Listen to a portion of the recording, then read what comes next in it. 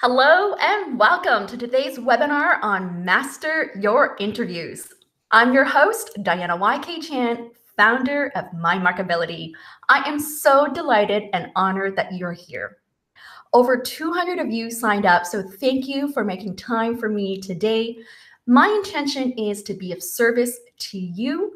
My goal is I want to share with you practical strategies and advice to help you master your interviews, share with you insights and my advice from my experience as a recruiter, and hopefully to empower you to own your greatness with confidence to shine and ace your next interview.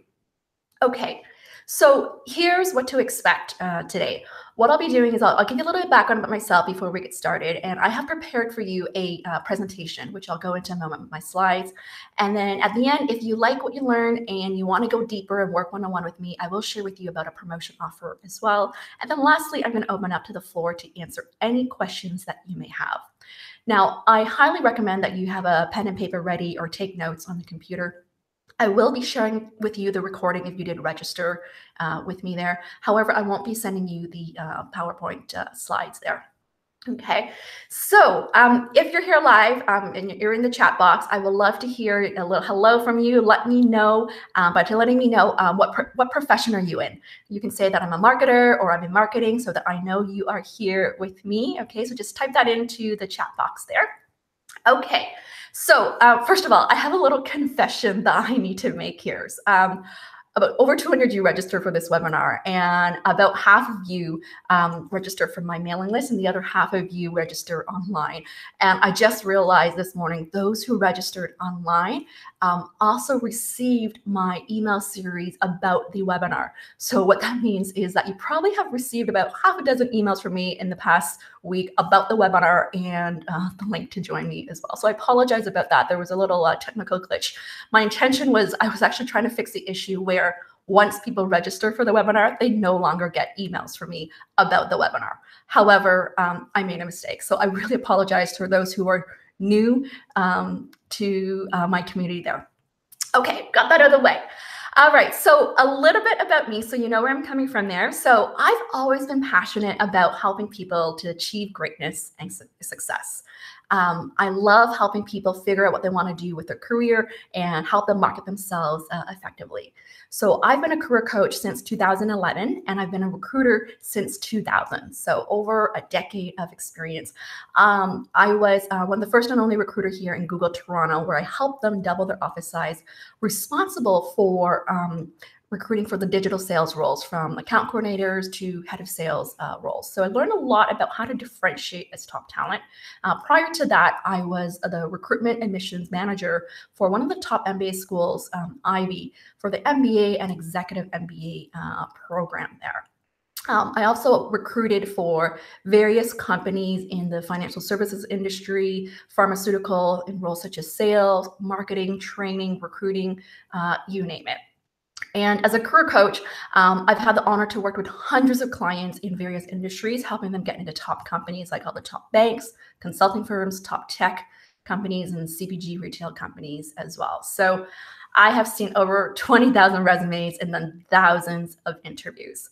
So I hope that I could share with you some advice on what employers look for as well. Okay, so I see a lot of you have typed in. Thank you for saying hello. I see some of you.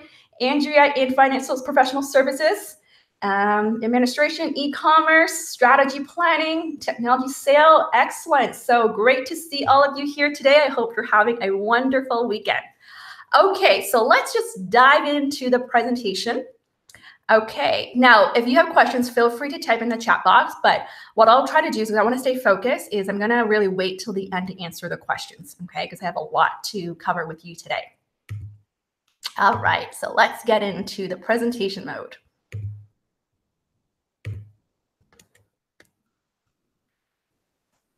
Welcome to this webinar on Master Your Interviews. I'm Diana YK Chan.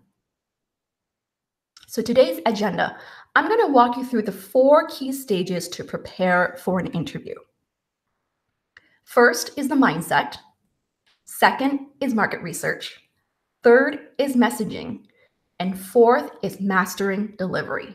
So these are the 4 critical phases to go through when you're preparing for an interview. From my experience as a career coach, I have found that most people just focus on the messaging and don't spend enough time on the other three.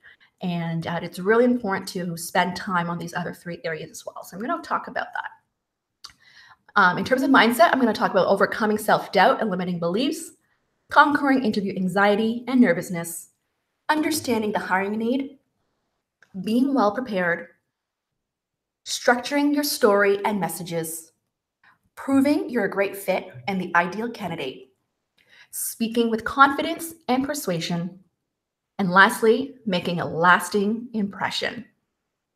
So if you are ready and excited, just tell me that I'm here in the chat box. What do you struggle most about interviews? Tell me about that. What do you struggle most about interviews? I have heard from a lot of you. I would say the number one thing I've heard is about nerves and anxiety. That's the number one thing that a lot of you wrote to me. The other is struggle about being confident in promoting yourself. And the third one I saw was around how to frame your answers. So I will do my best to talk about those areas and answer any other questions at the end as well. Okay. So first of all, let me share with you the 4 common interview mistakes. This is from my experience as a recruiter of what I've found, the common mistakes that lead to a candidate getting a rejection. 4 C's.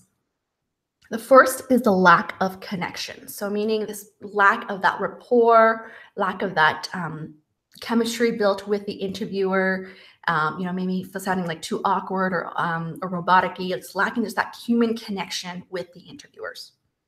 Second is lack of confidence, which could lead to lacking the ability to be persuasive and assertive as well. Third is the lack of clear communication, because in an interview, you're really trying to convey why you are the ideal candidate. So if you're not clear, the interviewers won't be clear of why you.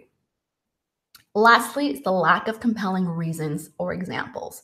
Right? So not only you want to convey that you're great, you also want to give them proof points as well.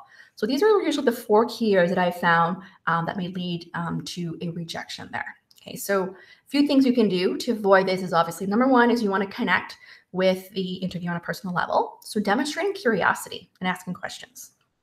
The confidence piece, you can do that by, it's really a lot of it in terms of how you show up, right? Whether you're speaking in a way that is persuasive, and then keeping in mind that you want to speak with some really good stories and examples to tell. So let's move into the mindset piece here. What is your interview mindset going in an interview?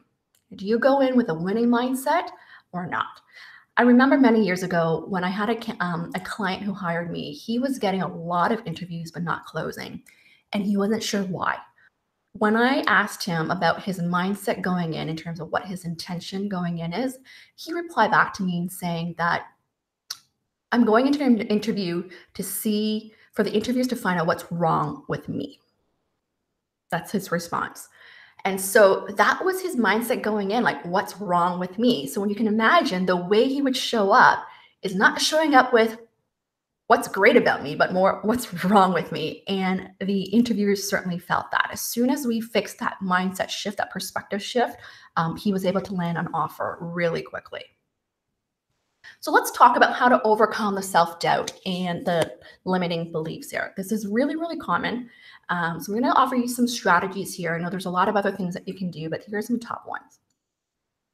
The first is changing your beliefs and stories. So you want to ask yourself, what do you tell yourself?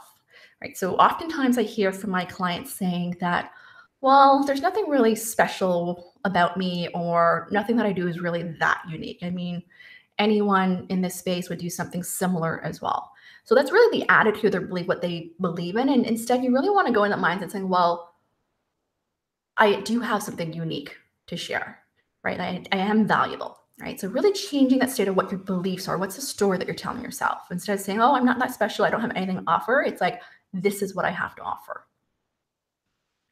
The second is really valuing your work and skills. Right? You need to first value yourself in order for someone to value you. And And this actually does impact also in terms of your earning potential as well, right? If you believe what you offer is valuable, the way you present it to an employer would make a difference.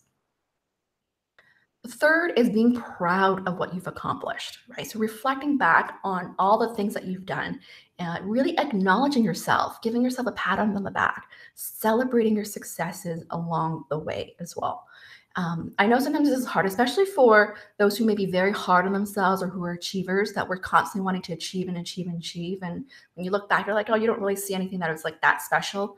But it's really important to take the time to think about what you're proud of, because that's one of the common questions interviews ask is what's one of your proud accomplishments?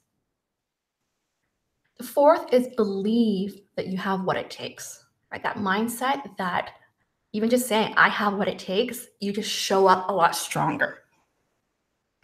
Last is to own your greatness. This is one of my favorite sayings. I actually have this quote in my office here to own your greatness to shine, right? Because when you own your greatness, you show up with more strength, more power. You speak with more persuasion as well. So these are some of the tips on how to overcome the self-doubt and limiting beliefs.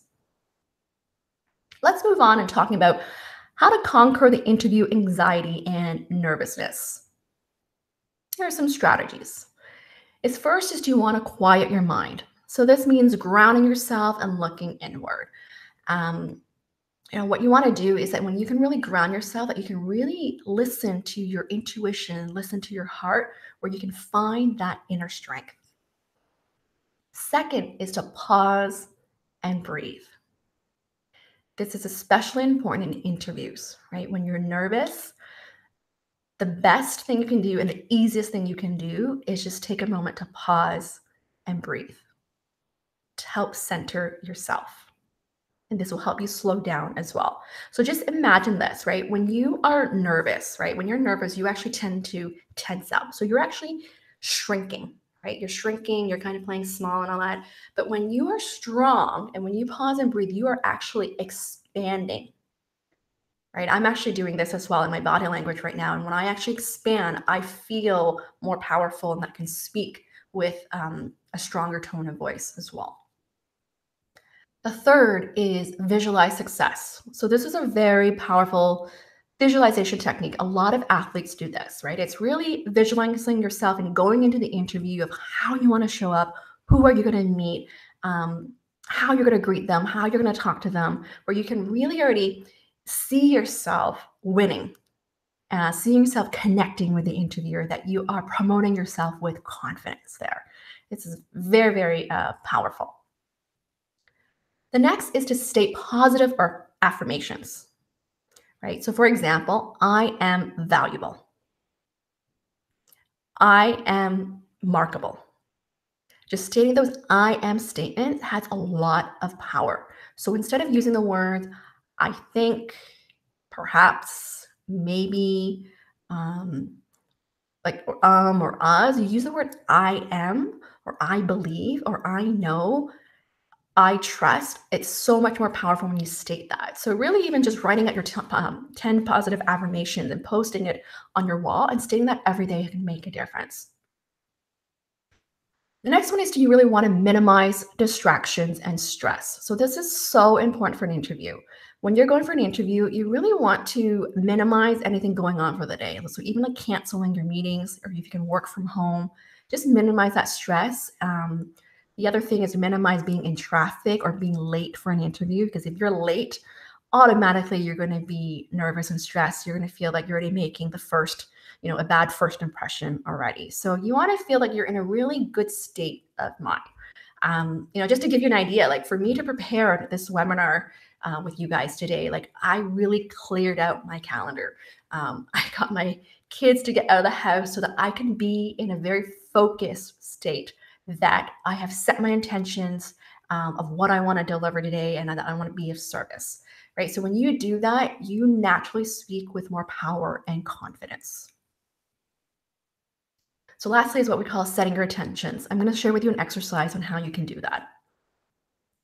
So setting your intentions is really having an anchor, right? So whenever you get distracted or when you're nervous, you can go back to that state. So in my case today, my intention is I want to be of service. So here's an exercise. It's called a being and doing exercise. This is something I learned as a coach, where you really put your intentions on what are you saying yes to being and what are you saying yes to doing? And what are you saying no to being and what are you saying no to doing? So the being piece is more the intention of how you want to show up. The doing is more the actions. So I'm going to give you some examples here, and I really want to challenge you for you to do this exercise. It's something I do with all my clients when we start our interview prep, right, to help you stay focused. So you're saying yes to being assertive, being confident, being enthusiastic, right? These are very powerful intentions. And you see here is the ACE formula here: assertive, confident, and enthusiastic. Something really easy to remember if you want to ace your interview. So what do you want to say no to being? No to being hesitant, no to being timid, no to being stressed. Right, so really just declaring those intentions. What I like to do is I like to start with the no's first because you want to let go of the no's in order to welcome the yeses. So let's move on to the doing. Saying yes to getting to the point, right? So that ties into the assertiveness. Saying yes to promoting my unique strengths and value. Saying yes to smiling and nodding. You see how that ties back in to the intentions there. You want to say no to overanalyzing, right? In an interview, it's so common, especially if you're like well prepared. You may be criticizing yourself internally when you're there. What's really important is really just to stop analyzing and just be totally present in the interview to showcase that you are there with them and connect with them. Saying no to the ums and ahs and ers, and no to rambling. Okay, so just by doing this exercise, it will help you set a strong foundation for your interview prep. Okay, so let's move on to the second phase, which is really the market research. What kind of market research should you do to be well prepared? This is a great way to differentiate. I have had friends and people who are hiring managers tell me that a great way to distinguish the candidates when they're shortlisted, when they're down to only 2 or 3 candidates left, is that one person may have done some like interesting research, or not interesting research, but they've actually done some well thought out research and able to talk about that and tie it back to their experience and how they can add value. I'll give you an example. This actually happened a couple years ago when I was a recruiter recruiting for a financial services company. I forgot what the role is, but essentially it came down to the hiring manager, the VP, had 2 candidates that he was considering hiring, and he did have his favorite, number 1 and number 2. Okay, he was going to make an offer to the number 1 candidate, and eventually he did. But this number 1 candidate made the offer, was taking time to decide whether they want to take the offer. This number 2 candidate, the candidate didn't know about this. Obviously, I just knew it. The number 2 candidate sent a message to the VP, some sort of market research that she did about the company, about like an idea that she had. What happened was the VP actually pulled the offer from that number 1 candidate and made the offer to the number 2 candidate. So I thought that was really interesting of how you can win essentially at the very last minute, even though you were the number 2 candidate, how she got the offer at the end because of some extra research she did or the idea that she proposed that made the difference there. So what you want to do here in this stage is you really want to first understand the hiring need. At the end of the day, you really want to tailor your messages to their needs to showcase you understand. So here are 5 questions to ask or find out to help you get that competitive edge. The first is understanding the reason. Why is the role open? Is this role open because it's a replacement or is it a new role? Right? By just understanding that, it will help you understand, okay, well, if someone left, why did they leave? Right? Is it because they're not a good fit or whatsoever? To find a little bit more. If it's new, you understand, well, is it because there's a new area of business that is growing there? Okay, so that could shift a little bit in terms of your conversation of how you pitch yourself. The second is the scope, really understanding what is the mandate of the role. So this is like the roles and responsibilities, which you can find in the job description. But what you want to do is really take the time to analyze that and really understand what I call the primary responsibilities and the secondary responsibilities. You could try to even slice it by asking the recruiter how much time is spent on doing X, Y, Z. Right? Is it 50% of the time doing analysis, or is it 50% of the time meeting with clients? Right? So just by understanding that, it will help you with tailoring your message of what to focus on. The third is the achievements. What must the ideal person be able to do and deliver? So this is different from responsibilities. This is more what they're able to execute and what they're able to implement. Okay, so it's really the achievements there. The next question is metrics. What are the critical success factors? Right? This is really going back to like the results, right? Like what does really success look like? And the lastly is qualifications. What knowledge, skills, and experience is required? Right? Oftentimes you can find out what the qualifications in the JD as well. Now, what I would argue, if you look at the question around the achievement and the metrics, this is often the times where you really need to take the time to understand the job and think of it from the perspective of the hiring manager. What do they really need? What are the challenges that they're really facing? And how can I add value? Right? Whenever there's a need and open, is obviously there is some sort of problem they need to solve or that they are trying to deliver something. Right? So if you can understand that, it will really help you tailor your responses. Okay, so the next is you want to understand the interview process, right? By understanding the interview process, it also gives you an idea in terms of the negotiation power as well when it comes to salary negotiation and where you stand. So some things to find out is how many rounds of interviews are there? Is it 1 round, 2 round, or 3 rounds? What type of interviews? Is it purely behavioral or is there case interviews? I would say these days, if you're going for any type of more analytical roles, usually there could be some sort of case interviews. Or if you are going through like a sales interview at the end, there could be like a pitch interview. Okay. So depending on the type of interview, you would need to adjust your communication style and messaging. Who will you be meeting? Right. So just even doing research about their background, like you can really gather intel right now by looking up on LinkedIn if they are there. It gives you an idea in terms of their personality, their background, and what they care about. Yeah. So what do they care about? Right. So the other thing is finding out what do they care about, because that's going to help you predict the questions that they're going to ask as well. How long has the role been open for? So this helps because if the role has been open for, let's just say like, a week or two, that means they're pretty early in their interview process, which means they're like more likely to interview a lot more people. If the role has been open for like months, like 3 months, for example, it gives you an idea that that the need is really critical, or there's very specific type of knowledge and skills and expertise that the hiring manager is looking for, right? You can even ask, like, have they tried to hire someone and they didn't make an offer, or made an offer, that person declined? Is it because location, salary, bad boss? You never know, but this is where you want to probe and ask these questions to help you also evaluate whether the opportunity is right for you.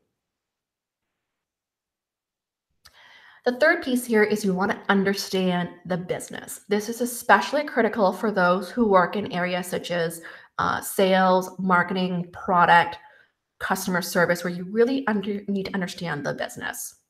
So here are some areas to research. You can find out about industry trends, organization structure. So how are they structured in terms of their department and teams? This will also give you an idea in terms of career path progression as well. The culture. So the culture is so critical because this is all about the fit, right? In terms of what are their values, their mission statement, their vision, like what kind of people work there. I know when I worked at Google, one of the key criteria that they look for is what they call the Googliness factor, which is really tied back to the culture fit, right? What kind of people thrive in here? So that could include qualities like someone who's extra eager, proactive, entrepreneurial, innovative, curious learner, who thrives in ambiguous learning environments, right? So just by doing research on that will help you use the right language as well.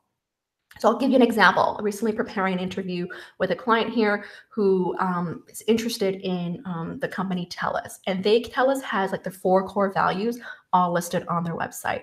As she was doing her research, and talking to people through informational interviews, everyone keeps saying the word cross-functional teams. And one of the core values is about spirited teamwork. So that's what they value in people, is that having that spirited teamwork mindset and willing to be able to work in the cross-functional team setting. So you can tell just in an interview, you need to emphasize relationship building, that you love interaction, collaboration, like being in like a collegial work environment, etc. Products and services. So especially if you're in like the marketing or product type of role, you got to understand what products they sell, and also understand the competitors as well. Next is strategic priorities of business and team. So really understanding what's like the overall like bigger priorities that the business has, to help you understand like how you can add value to the overall business goals. And lastly, is challenges and opportunities, right? By really understanding what the challenges and opportunities are, this will also help you identify the difference that you can make. Okay, so the methods of research. Here's a few ways of things that you can do to help you with the research. And there are many, many different methods, but here are some like more the obvious ones, is ways to gather intel. Talking to the recruiter, right? The recruiter oftentimes will have some idea about the role. They won't have all the details in terms of all the technicality of like the specific detail, the scope of the role, but can tell you like, why is the role open? Like, what is the manager looking for? How is the team structure? Could give you like, the bigger overall big picture there. Have informational interviews. So this is really critical to gather intel. I recently had a client who was interviewing for a big telco company.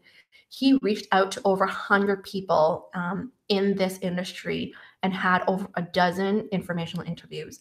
And that was critical to his success. Like he basically aced his first interview and landed the offer with a 50% salary increase. And it's because of these informational interviews he did, he was able to really understand the culture, how the business runs, and what's important. Reviewing the company's website, so that's pretty straightforward there. Using LinkedIn, this is a great tool to really what I call like finding out more about the people who work there, right? If you have information about the hiring manager, sometimes you can be able to find like who are the other team members who work there, get an idea of their background, whether they tend to hire people who come from just strictly in the industry, are they open to hiring people from outside of the industry? This is especially important for those who are looking to make career changes that you want to be able to address. What does it take to really get in, and how do you mitigate the concerns they may have about your candidacy? You can visit salary.com or glassdoor.com. Now, you want to take this with a grain of salt because, it's really, it's just like, one perspective of how they feel about the company, but it's a great way to gather information on the type of questions that employers ask, the salary of where they're at as well. And that's a great way to prepare. I just want to quickly talk about here on the salary piece here, because I know that was one of the common questions people ask me is like, how do you address the salary question? I think what's important is that it's important to give a range instead of just a number. So giving a range of where you're at or even what your expectation is gives wiggle room for negotiation. Okay, so let's move on to the general interview assessment criteria. So this is like, think of it as like a report card or scorecard. It's general, like, but from my experience as a recruiter, these are usually the key areas of what employer uses to assess or evaluate a candidate. The first is pretty obvious, the role-related expertise and experience.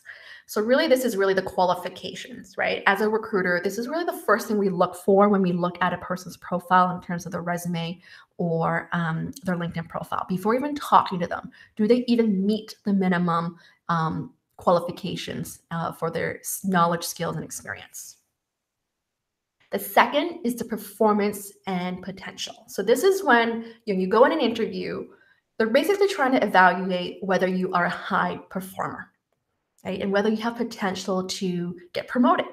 And so what's important is that you want to be able to talk about your achievements, your performance, your successes, right? You want to give the impression, essentially, that you're a great employee, that you are a curious learner, and that you are adaptable and coachable. The third is the leadership and communication skills. Right. So these are just really the leadership in terms of being able to work with others, be able to be proactive, and communicating in terms of being able to get your point across. I would say these are really the soft skills, but as a recruiter, I know in general, we usually do evaluate the communication skills because we want to understand, well, whether you can communicate effectively to the hiring manager or to like senior management. The fourth is cognitive ability. So this is really what I call like more the critical thinking skills or problem solving skills, the decision making skills. This is especially important, I would say, any with any top employers or more like management level type of jobs. I can tell you from my experience when I was a recruiter at Google, this area is generally where most people fail, meaning that this is where they're really testing your ability to solve problems. When they ask you a case question or a situation or question like, what would you do? How would you go about it? This is all about demonstrating your methodology, your approach, your framework to solving problems. Lastly, it's the culture fit. So this is all, it's like the whole package, right? The fit with the company, fit with the team, fit with, the role, okay? So hope this helps you because this will help you understand that, well, what are things that you need to highlight or demonstrate of how you'll be a great fit for the employer. Okay, so the most important thing employers look for is what? At the end of the day, this is also like what everyone talks about. I'm sure if you've been hiring, you know this too, is fit. Fit can mean different things to different people, okay? But it all goes down to fit. And you probably I've heard this from a lot of clients or candidates, is that, they oftentimes get frustrated when they don't get feedback on why they didn't make it. And, the general response is the fit, right? And that's just an easy way for people, or I guess as employers or recruiters, that they just use like the fit question because there's so many factors and sometimes it's really hard to explain what that really is in detail. So this is really what, can they see themselves working with you? Do your personality and experience match with the team, right? Is there alignment? Will you be able to contribute and add value to the company, right? Can you make a difference? So this piece of contribution, adding value, it's all about the benefits that you can bring, right? And when it comes to hiring you, okay? Which is why it's so important when you talk about yourself and you're selling, it's not just talking about what you've done, but it's about how did you add value? How did you contribute? That's how you're really going to stand up and differentiate. See, the bottom line here is that you must clearly communicate that you are a fit for both the role and the company culture. Okay, which is why it's important to understand the hiring need and understand the business as well. Okay. So the third phase now is the messaging. What is your messaging strategy to stand out? Okay, so really this is coming up with your game plan now. Now that you've understand a bit more about the job and so forth, now we're moving back, okay, preparing for yourself, which is what most people spend time on, right? Preparing their messaging. So how to develop a messaging strategy. So here are the things that you want to prepare for. You want to know your brand, right? What's your overall personal brand of what makes you unique and marketable? This is definitely an exercise that you need to spend time on. A quick exercise you can do is you can actually send a survey out to your colleagues or to your friends and ask for feedback of your leadership style, communication style, your greatest strengths, what's your greatest value. Find out about that in terms of how you're being perceived to promote yourself. What's your unique selling proposition, right? So this is like the X factor that gives you that edge, that competitive advantage. This is something I really love doing with my clients because it's really looking at the whole package. It's not just looking at, oh, these are my strengths, but it's like, well, it's everything combined from your personality, your experience, your values and principles, at the whole package that makes you unique. The next is your story. So this is really like the elevator pitch where you're answering that tell me about yourself question. Honestly, even if you don't get asked that tell me about yourself question, at the end of the day, you still need to give an overall strong story about your background, skills, and experience. Next is the why, which is the reasons. You often get that this is all the motivational questions like why this industry, why this company, why this role, and ultimately why you, right? Every interview question you're answering, you are trying to qualify yourself, which is why it's so important to have your brand and USP clear, because everything that you're going to talk about, every example you're going to provide is about building that case and building that argument. And so this leads into examples, right? Having relevant examples for the job.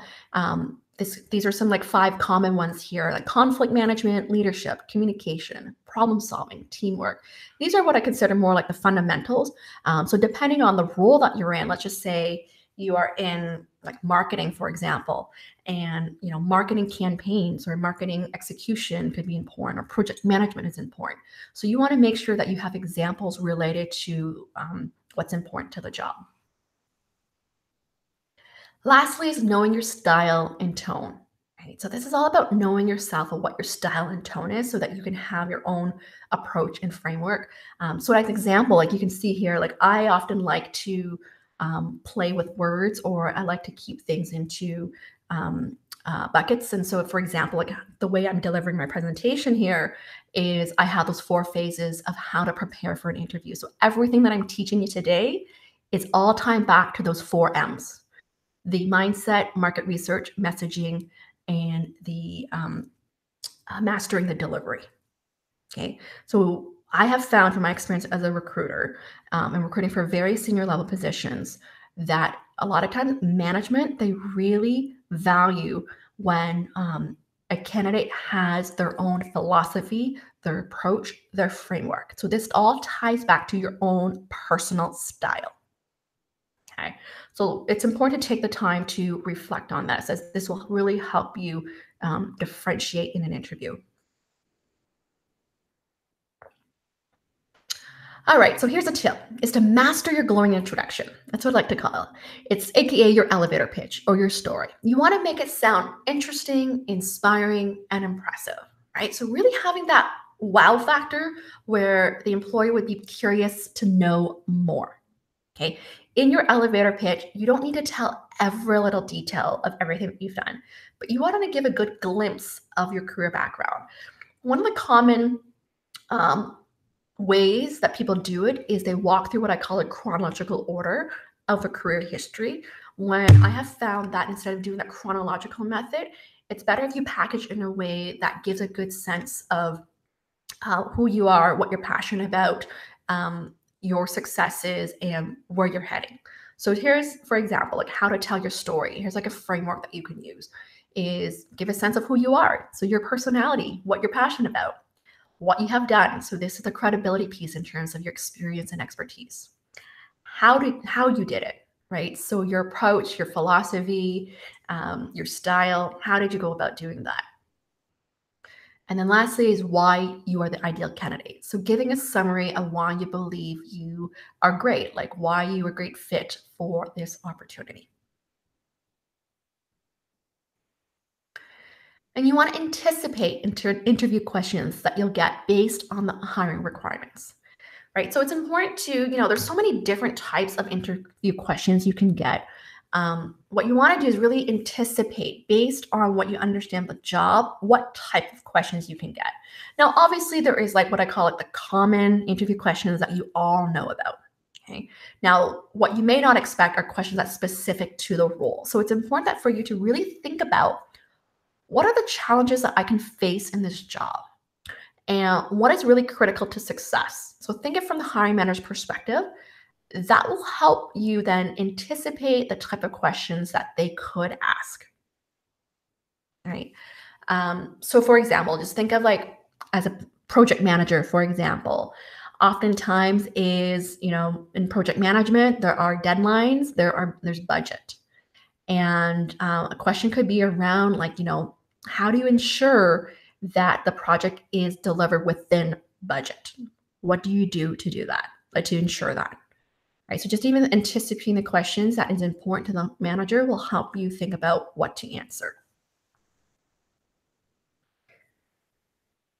Now, the other thing to think about is in a case like this, oftentimes, people ask me, well, I prepared for all these questions, but they never asked me like all these questions I prepared for. I mean, that could happen as well, but I would argue, even though they're not exact same questions that you have prepared for, I would argue that they may have just framed it differently and asked it differently, that where you can get caught off guard. So what's important is more to think about, what are they trying to understand here, right? What are they really trying to evaluate, right? So if you understand like the job that you're going after, and you know, for example, in project management, it's important to talk about planning, budgeting, resource management, communicating to stakeholders. You know that there will always be like something related to conflict, challenges, and problems. That's already like half a dozen questions that you can prepare for. I once had a client many years ago who was like what I consider like a high achiever. She prepared over 100 interview questions, 100, and she landed a job really quickly, like within a few weeks, because she was so well prepared. There's a difference between being prepared versus overly, meaning memorizing all your answers, right? She was so prepared that she just, whatever question she got, she was ready with an answer, right? So that's the level of preparation that you can do. Like if you think that you've already done 10 questions, challenge yourself. Well, let's get to another 10. Then let's get to another 10. By the time that you have to practice these questions, it's like really what practice makes perfect. So how to frame your answers that persuade. So this is something I did get a few emails from some of you on, how do I really structure my answers, right? So instead of going through like, the framework of like motivational questions and behavioral questions, I want to give you some what I call like guiding principles that I've seen that works really well. The first is to have a strong opening and closing, right? So you want to open it in a way that will give that curiosity, that they want to pay attention to you. And the closing is really key because it's the conclusion. I have found oftentimes people tend to ramble on and on and on and don't work on a conclusion. So having a conclusion on like, what did you learn? What was the outcome is all that you need to conclude the statement or your answers. Second, set the stage, right? Setting the stage in terms of the giving context, the situation, the problem, the challenge that you faced, just really paint that picture to the interviewer. They won't know all the details of what you face, but if you can just paint that picture, kind of like a movie trailer, where they can imagine what was it like, that will give them a better understanding of things that you did or how you solved the problems. Third is to start with guiding words.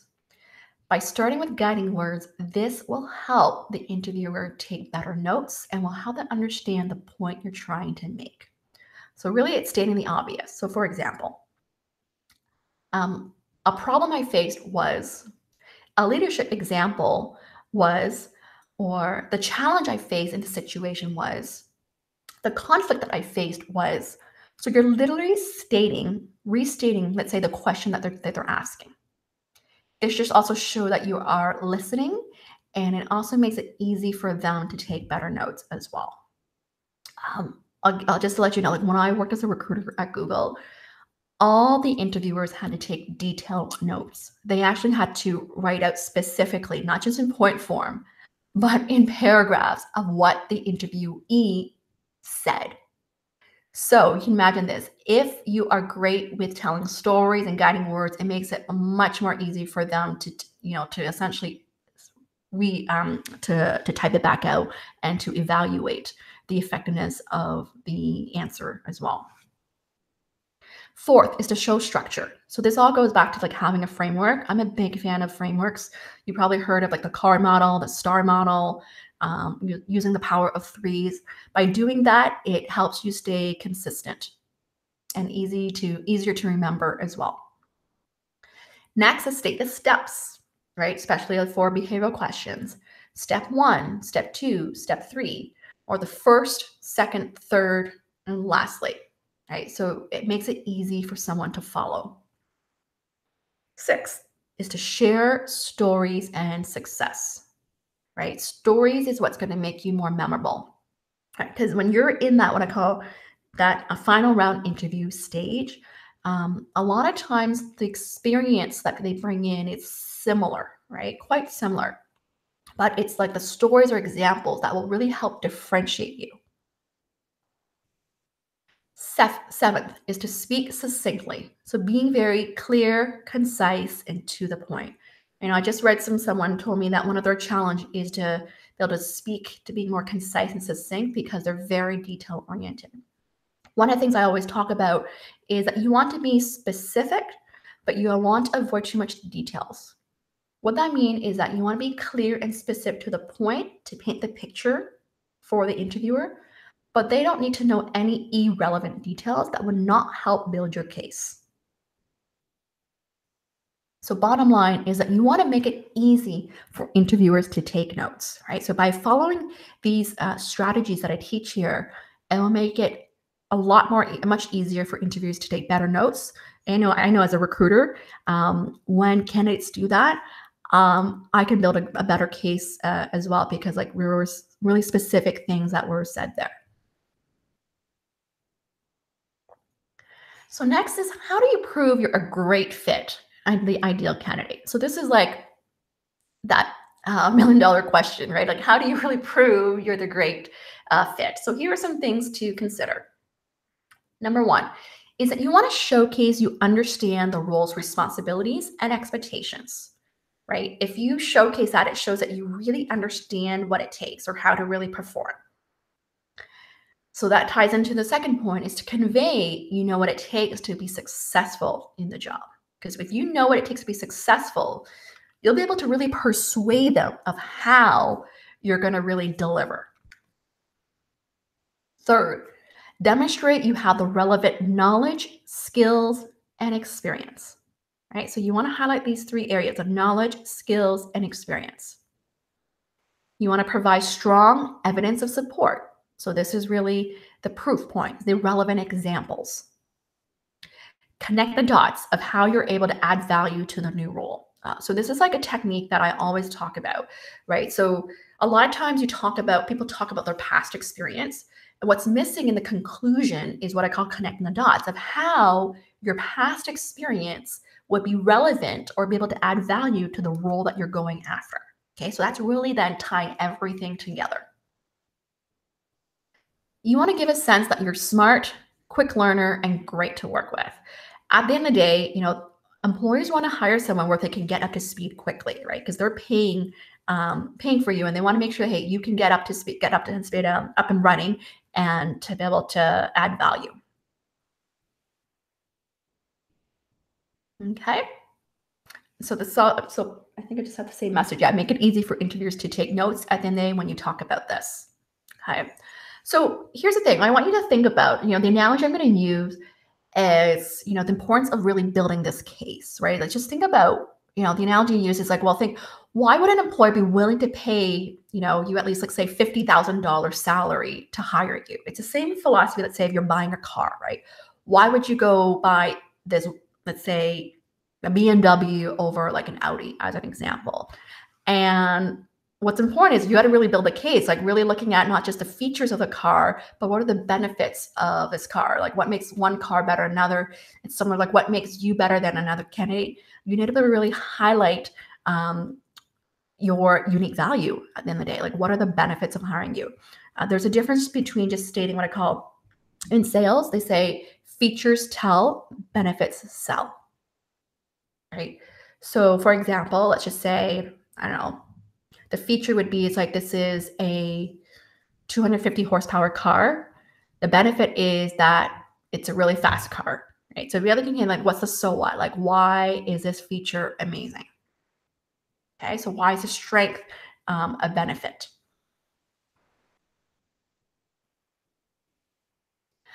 Okay, so now we're moving on to the fourth piece here, which is how would you deliver your message to influence and persuade you're the ideal candidate? So this is all the delivery, right? So you prepped on the messaging, the content, the structure. Now is really the delivery piece here. So here's a tip. It's really prior planning and practice prevents poor performance. I have found that most of the time people spend a lot of time on the messaging and don't spend enough time on the delivery, right? When you actually spend the time on the delivery, it's like a dress rehearsal that you are actually like going for like a test drive to make sure that you are delivering with impact, you are speaking with persuasion and influence. Okay, so if you do it a few times, it's going to come out a lot more natural, more comfortable, and more fluid and strong as well. Okay, so make sure that you even have at least one or two mock interviews with your friends or colleagues or someone that you really trust who can really give you like honest advice, or even just record yourself in front of a video camera or try it out in front of like a mirror. So why body language is important? This is all about the delivery. Now you can see here that 7% of your message impact is based on your words, what you say. 38% is based on your tone of voice, of how you sound. 55% is based on your body language and facial expression, how you show up, how you look. Okay. So 93% of your message impact is based on non-verbal cues. Okay. So what this means is that you are more likely to get hired because of your delivery, how you say what you want to say. Okay, it's all in the how. Oftentimes, I do a lot of interview coaching and I really love it. I have worked with a lot of clients who are getting interviews but are not closing.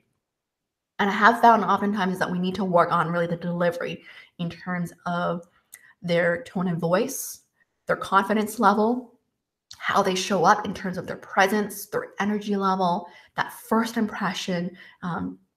Those are things that we really work on that can make a huge difference. So here are some effective body language tips. These are just some like basic ones to keep in mind. First is showing up with positive energy and enthusiasm, right? So this is all about a connection, the feeling.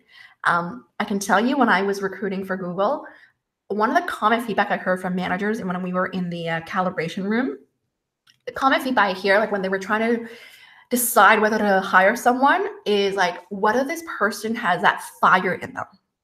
Like meaning like whether they want that job, like whether they're committed, they're excited, ties back into this whole enthusiasm piece, right? So you want to showcase that you are interested, you are curious about the opportunity. And it ties into the whole engagement and connection here. The next is smile and give eye contact. So I know that when you're going for interviews, it's easy to get nervous and you're more in like a serious mode. But by smiling, it's a great way to ease your nerves and to connect with the interviewer. The other thing is giving eye contact, right? If you avoid eye contact, that could be a sign that you are nervous or that you're not confident with yourself. So just even looking at someone in the eye really gives that the power and strength. The next is to sit up straight and lean slightly forward. Right? Just even try this right now. Like, when you are like slouching, you are like playing like small, but when you're sitting up straight, right, you can feel that strength and energy in you as well. And when you lean slightly forward towards the interviewer, you are bringing yourself closer to them as well. And that gives like power and connection as well. Okay. The other thing to keep in mind is that when you're sitting up straight, it's important actually, it's like planting yourself. So avoid actually even like crossing your legs, because if you have your legs up straight up, it actually helps you sit up straight as well. Speak with a lower tone of voice. Studies have shown when you speak with a lower tone of voice, you bring more credibility and you're able to project your voice further as well. Right? I know many years ago, I had to work on my tone of voice because I tend to have a softer tone of voice. Like even when I remember in business school, I had like a softest tone of voice, and I had to really work on projecting my voice and speak with a lower tone of voice in order to project in the room, especially being a speaker, right? When I'm speaking in front of like hundreds of people, it's important to be able to speak with credibility and influence. The next is to slow down your pace of communication. Very often is when you are nervous, people tend to speak at a faster pace because they want to get through the message really quickly. When you slow down, one, it's easier for people to absorb your message. Second, it gives you more strength. And third is it gives you more credibility and persuasion as well. So keep this in mind. It takes only 7 seconds for one to form the first impression about you. So what you want to remind yourself is that the first impression test, whenever, even on a phone interview, I always recommend to stand up to talk, because when you stand up to talk, you are actually sound a lot more powerful, a lot stronger as well, especially when they can't see you right on the phone. They're really basing it on your tone of voice and your energy level and your enthusiasm. Okay. So how to make a lasting impression. So here are some tips. Number one is to communicate effectively, right? After that first 7 seconds of that first impression test, the next thing a hiring manager looks for is your ability to communicate effectively. So this all goes down to your practice and being able to get to the point. Second is being able to show clarity of who you are and what you want. Interviewers love when you have a sense of that self-awareness, and that showcases that maturity, understanding of what is it that's really important to you and what you have to offer. Third, connect the dots. Going back to tying things all together, right? So not just talking about your past experience, but be able to tie into that, okay, well, this is what I'm interviewing for, and this is what I can do for you. Confidence in your abilities. So this all goes back to believing in yourself, whether you believe you have what it takes. Fifth, curiosity. Curiosity in the person, the opportunity, and company. This shows the way you ask your questions, like, during the interview or at the end of the interview, the type of questions you ask. You want to be able to ask questions not just about the job itself, but the interviewer and the company as well. And lastly, the charisma. So the charisma, this is all that interpersonal skills, your ability to build the rapport, build that trust, to make that connection. It really has that markability and attractiveness factor as well. And that's a great way to make that lasting impression. So my message here is to really own your greatness, stand out to get hired, believe in yourself. So here's a summary of the key learning of what I just walked you through here. So I walked you through the 4 stages of the interview prep process. The number one is a mindset. You want to have a winning mindset and believe that you have what it takes and that you are the ideal candidate, as that sets the foundation for everything else that you prepare for. Number 2 is the market research. You want to take time to gather insights to gain a competitive edge. Right? So gather intel and talk to people. Third is the messaging. You want to create a clear, concise, and compelling story. Lastly is mastering your delivery. Speak with assertiveness, confidence, and enthusiasm to make a lasting impression. So these are the 4 key learnings that I want you to take away from today's presentation. Okay, so that's the end of the training. So thank you for being here with me. If you want to improve your markability, I invite you to visit www.mymarkability.com. If you're not familiar with what we do here, is that I offer the VIP one-on-one career coaching. So I work with people on from 1.5 months to 6 months basis, and helping people on understanding what they want and how to differentiate as top talent. I also do a lot of one-on-one interview coaching, especially if you're going through interviews and not closing. I love doing that work and providing really specific guidance and advice. Writing service, group coaching and mentoring, and online job search training. I have hundreds of blog posts. If you want to learn more about interviews, resumes, networking, check it out. You can check it out on my blog there. Okay, so the next is I want to show you a little bit more, just to summarize a little bit about my markability before I move into the Q&A question here. So my markability is known for helping experienced professionals change careers, get hired into top companies, receive competitive job offers and salaries, and achieve success in record time. So here are just some examples of companies that I've helped people get hired into, from the top tech companies to the top banks and consulting. Worked with over 600 clients from new grad to C-level in Canada, US, and Europe, in over 20 industries from technology, consulting to automotive manufacturing and insurance, and in over 20 professions. You can see here from marketing, sales, HR, finance, operations, IT, you name it. I've worked with pretty much, all professions, from all levels there.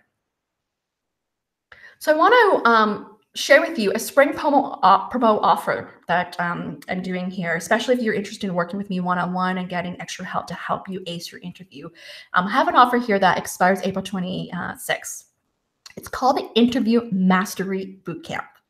So this is more than just one-on-one coaching. It is a way to help you elevate your game and ace your interview by joining this high-impact 8-week program that combines personalized one-on-one coaching, interactive group mentoring, and comprehensive online training here. So if you want to get to the point where you want to really polish your message and sharpen your interview skills and really help think about your story in a way that really differentiates you, this is a great program to join. The next class opening is from April 28th till June 28th. Okay, so for 2 months. So let me share with you more details about what this bootcamp is about.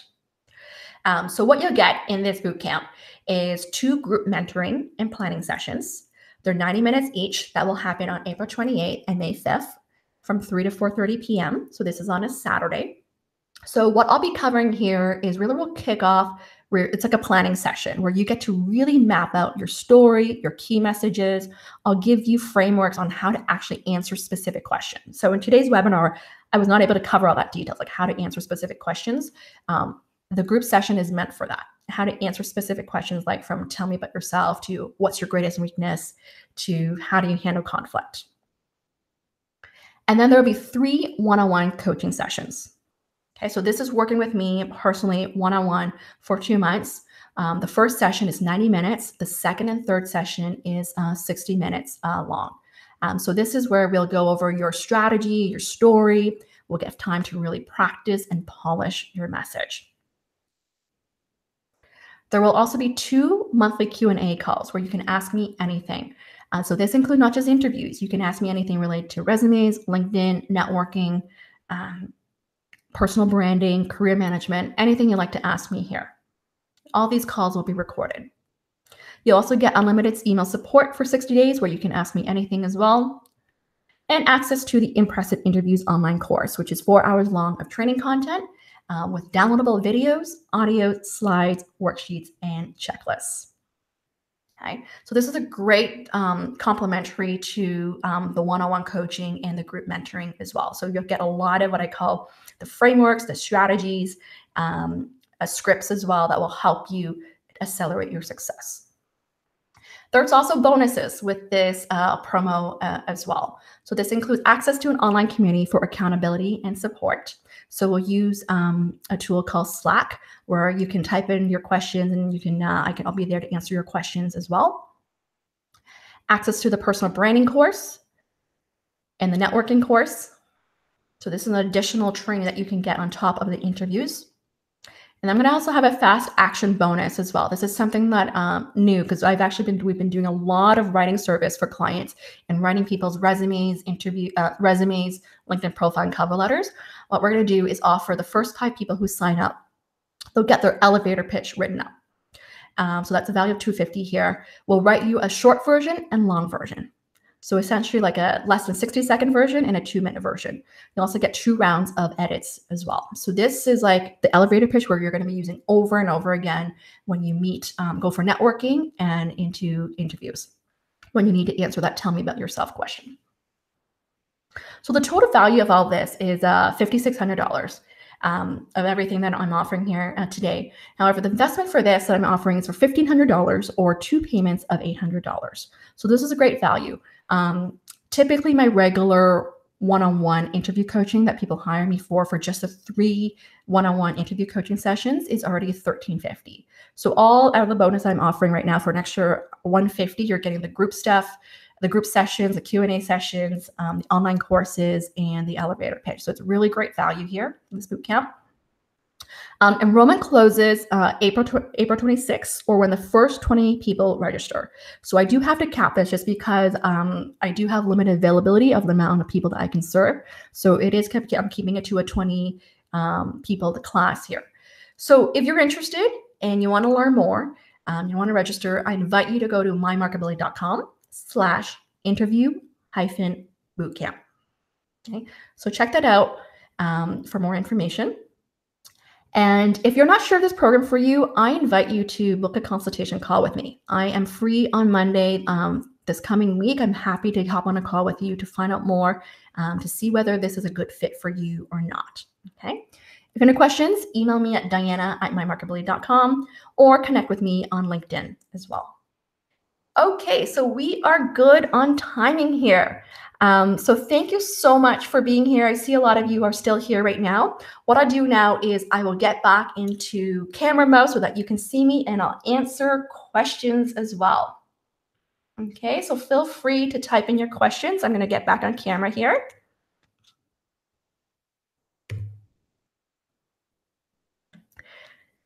Hi there. Thank you so much for being here live with me today. I hope you learned a lot.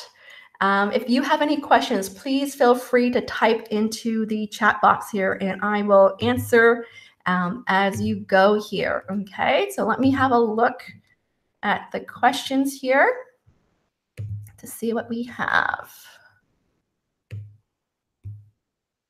So let me have a look. Oh, let me see. Okay. Okay, let me have a look at the questions here, and I will answer them as we go. Okay, could I make the slides available? So you will get a recording of the presentation. However, I won't be sharing the slides. It's the recording that you'll get. Okay, so if you want to take notes, you can just listen to the recording there. All right, feel free to type in your questions. I'm going to be answering questions right now. Stephen, when is a good time to ask about salary and how? And the other is, how do I answer when asked by the interviewer about salary? What is your minimum requirement? What is your expected salary? Okay, great question, Stephen.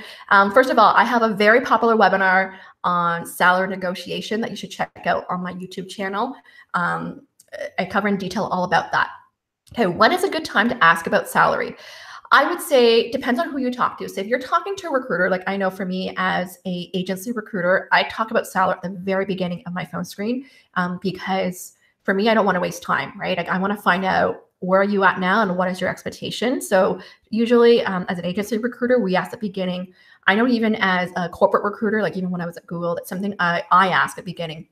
So if they don't ask you, you can ask that, especially I would say if you know that you are above market range. So meaning you're above, like, you know, if you're already aware of that, because you don't want to waste time going through the interview process, right?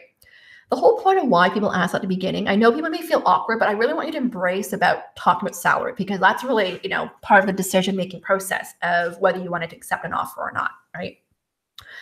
You can ask that up front. That probably won't be the first question you want to ask until you've actually learned more about the opportunity because your salary expectation could change depending on the scope of the role, on the other perks, and whether they have bonus or not, okay? How do you answer when the interviewer asks that?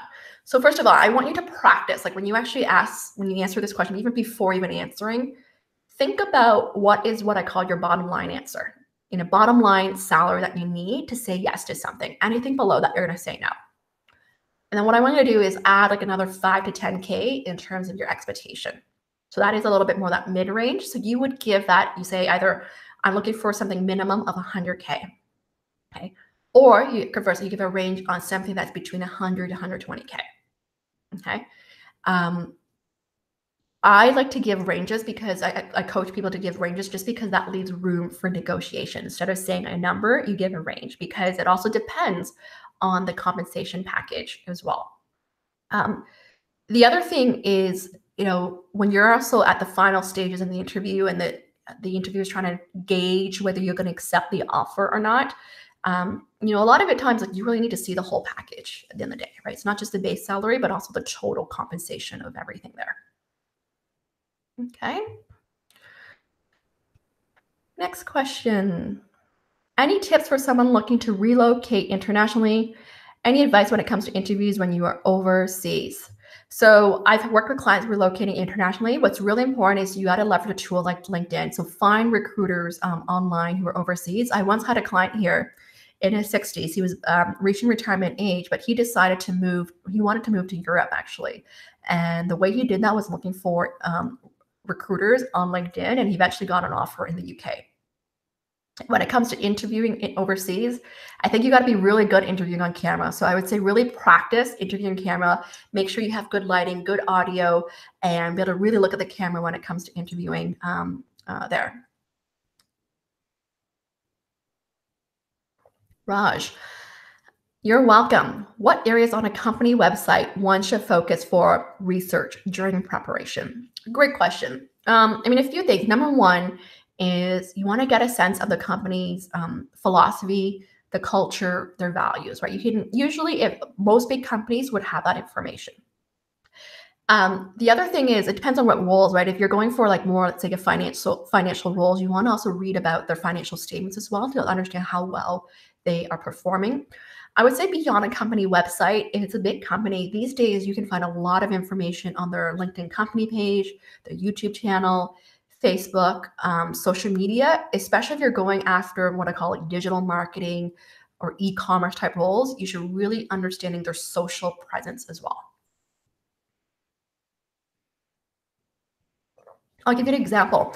I had a client who recently got hired to Bell, a big telco company, in their loyalty retention team. And, one of the things that he did, and I told him to do, was actually go visit the retail stores, like looking at their competitors like Bell, and then looking at TELUS and Rogers as well, like what their products are, even like calling into their call center to see what the service is like. So that gave him a competitive edge when it came to the interview, where he can really talk about that customer journey or customer experience. So it all goes back to thinking about what would benefit me, what should I find out that would benefit me in the interview and highlighting about.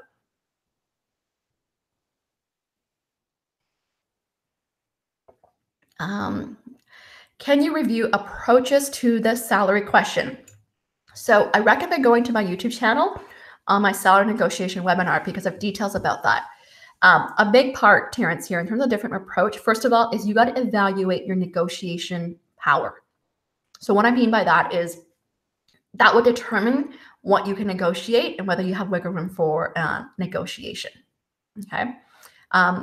There are many different approaches, but I would say first is to find out whether you are already at the high end of the salary or not. If you are, or even if you're, say you're a new grad, there's not much room for negotiation. There's really not much you can do there.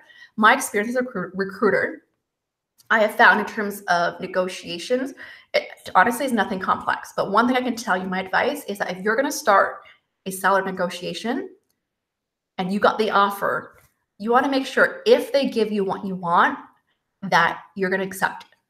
Okay. Otherwise, it's going to leave like a really bad impression, right? So if you ever decide to start that negotiation and you got what you want, you don't want to like just keep on going back and forth. There's really only a few rounds you can negotiate. You can actually negotiate obviously on base. If they can't negotiate on base, then you think about a signing bonus, vacation, equity, so stock options, or looking at benefits there. I've once had, I'll give an example, like I actually recruited the candidate for a big pharma company. And he was making like six figures, like 120, 130K already. This big pharma company was able to offer him that. However, if he left at that time, he would have lost his bonus because it was towards year end there. So the negotiation he asked for is whether the employer was willing to pay for the signing bonus for him to come over at an earlier time. And because there was a sense of urgency to make this hire, the employer was willing to pay out the signing bonus for the candidate to come over early. Okay, so those are things you can do. Next question. What is the best way to answer the question, why are you looking to leave your current employer? Or why are you looking for a new job? Okay, good question. So first things first, why are you looking to leave? So it all goes back to positioning, right? So what is the impression that you want to leave for them to walk away with, right? So you want to talk about your reasons for leaving. People often say that you never want to like trash or badmouth your employer, right? So what you can say is you're looking to either, I don't know what the reasons are, but if you're looking to leave an employer, it's because either you are looking for a new challenge, you want to work in an environment that values your skill set.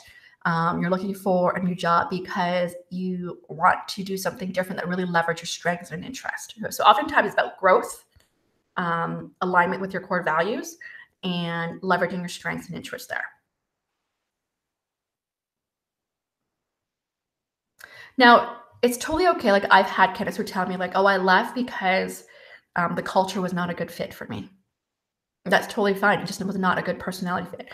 Now, be prepared. If you say that, they may ask you, well, what was it about the culture that you didn't like? So that will give a sense on in terms of what do you really value.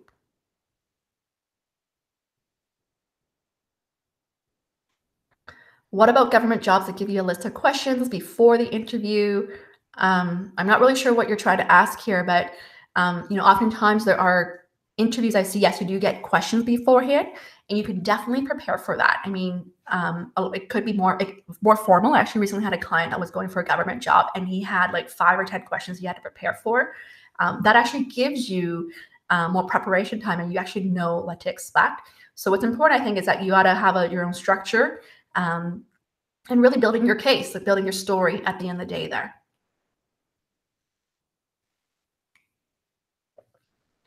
Anita, I've had the salary question asked on my first phone interview with a recruiter. It caught me off guard. Is that normal? Absolutely normal. As a recruiter myself, I do ask that as well. So I think you got to be prepared. I think that, at the end of the day is you don't want to waste time. What's important, if you know your salary, as an example, is below market value, you probably don't want to state exactly what that number is. Instead, you can say you're in this, let's say the 50s or 60s or 70s, right? So you talk about more of that range, like, with the bonus and whatever, versus the exact number where you're at. But you should be able to be comfortable to talk about that. Like this client that I had, like he had a 50% salary increase. And that's a big jump, to be able to get 50% salary increase. And if you know that you're going from what I call it, say, a small company to a big company or something more competitive, that oftentimes a lot of what I call like top employers, they offer very competitive salaries. You can expect that, what they're going to offer would be good. And so what's important is that you don't want to have too big of a gap. So meaning, for example, if you're at 50 and you're expecting, let's say 80K, right? That could be a big jump, but it also depends on what the bonus range is as well, right? The bonus percentage, right?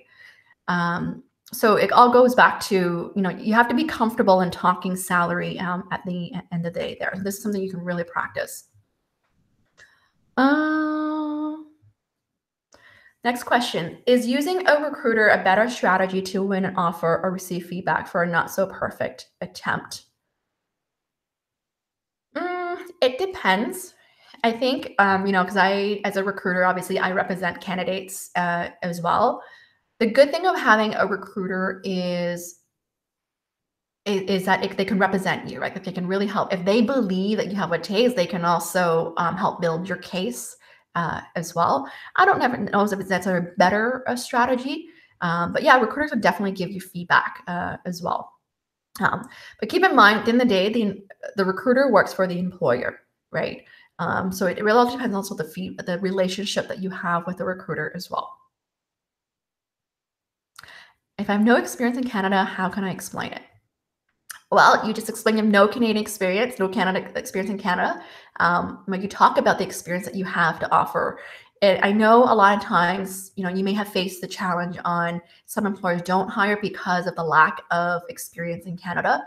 But what's important is that instead of seeing that as a disadvantage, you can also talk about how your experience working internationally, globally, how that gives you that global perspective, right? Or the international perspective. So you want to also highlight the benefits of the experience that you have there. Okay, so don't let that hinder you. I've worked with a lot of clients who are new to Canada, don't have the experience. What's important that is how you're going to be able to really relate at the end of the day. So really taking the time to understand the culture, understand the etiquettes here, to be able to really connect, and so that you can showcase that you're a good fit.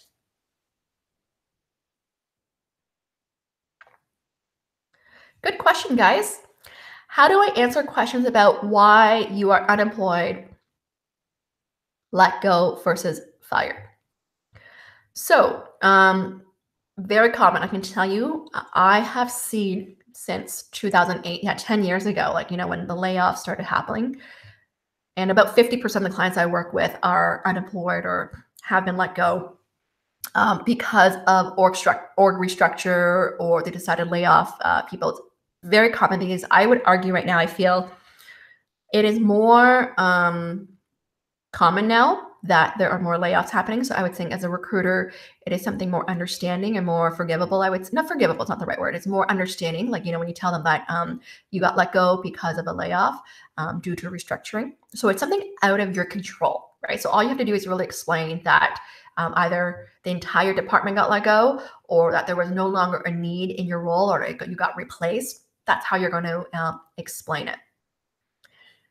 If you got fired, that'd be something different, right? And this is where, you got to really look at how you're going to frame it in a way that doesn't leave a risk or concern or red flag to an employer. Okay, so that's something that requires a little bit more understanding with the situation there. But it's pretty common. Like right now, yeah, half of the clients I work with have faced that situation.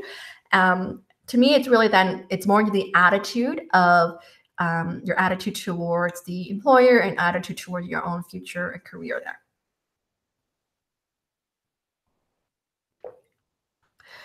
What are hiring managers or recruiters trying to find out by asking the question, where do you see yourself in 5 years? Okay, so that's really all about looking at, okay, well, what are your career aspirations, your career goals? Whether you have anything in mind, like someone there where you have, it all goes back, is there alignment, right? Is there fit?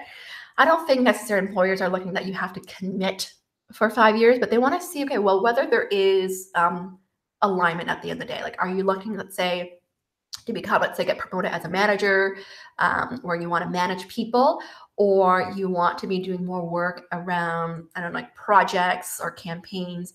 So you want to talk about that. At the end of the day, they want to see, what are you interested in? What are you passionate about? What do you care about?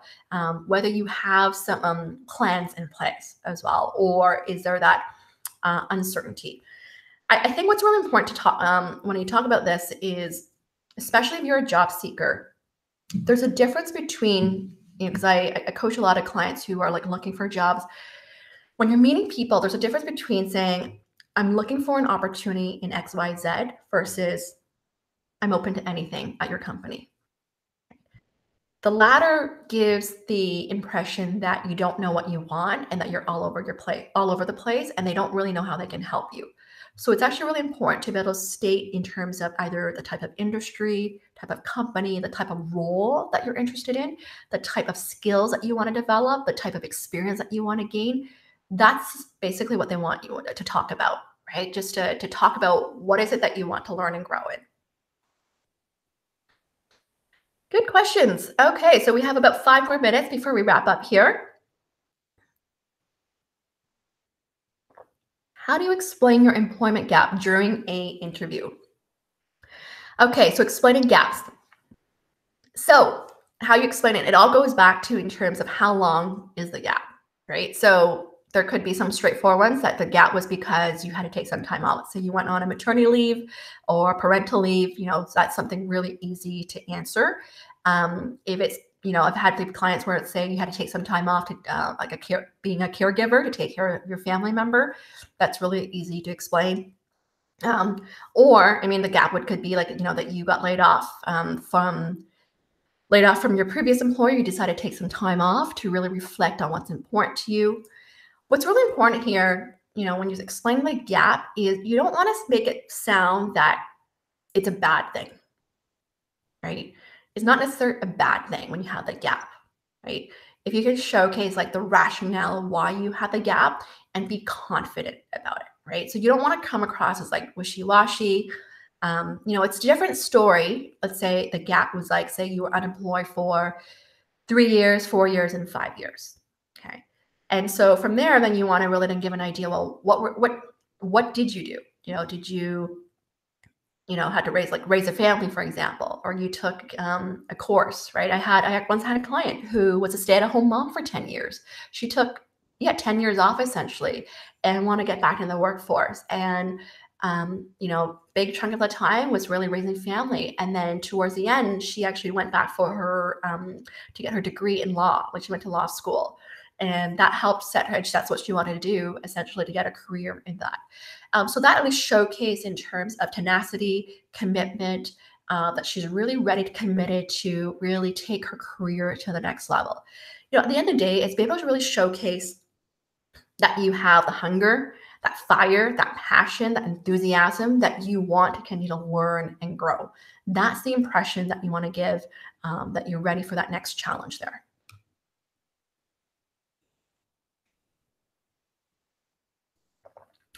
All right, good question. Let's talk a little bit about what the employer is trying to learn through the multiple interviews, first, second, third, and so on. Okay, good question here. Okay, so typically I would say, depending on companies, like usually I would say 2 to 3 interviews is usually the general number of interviews. Okay.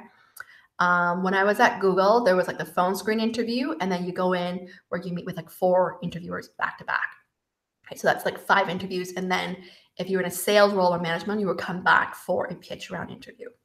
I once had a client interviewing for Apple. She had over a dozen interviews. Usually the first interview, which is what I call the phone screen with a recruiter, is more like a screen, right? For them to really get a sense of your experience, whether there is a fit. Like, does it meet the minimum qualifications to what the hiring manager is looking for? Do you have that basic kind of fit to the culture? Okay, so it's really more generic. Oftentimes, they don't ask you, like as a recruiter, I don't ask as many detailed behavior questions. It's more motivational type of questions. Second interview is usually with the hiring manager, where this is really they're assessing more your capabilities, your competencies, like whether you can really do the job, right? So they're really trying to understand more about your past experience in detail and what you're able to really deliver. So this is where having compelling examples and stories to tell is really key. The third interview, generally, it's like you're meeting either with their team members, their boss's boss. It's more like a culture fit check, like whether they like you, they trust you, or they want to work with you. So it could be more conversational, right? Where you really not only they're interviewing you about your fit in terms of your personality and interests, it's also your opportunity to learn more about them, whether you want to work for them as well. And any subsequent interviews, honestly, then it is really more than really that fit in terms of whether they really see you working there. Like I have a friend who was in consulting, and she was interviewing for a top executive recruiting firm. Over 20 interviews. They flew her to Europe as well, like 20 plus interviews, very, very intense. So they have very, very specific things that they look for then in terms of their mindset, their values, their experience, their commitment, because they pay really, really well. So I think oftentimes when jobs that have a very high level position or like high salary, yes, there would be more round interviews because they want to make sure it's a fit. You got to understand, like when bringing someone on, it costs the employer a lot of money, like resources in terms of hiring. So it's important that they want to make sure they find the right fit there. Okay. All right. Great question, guys. Really engaged. Thank you for the wonderful questions there and for staying here with me.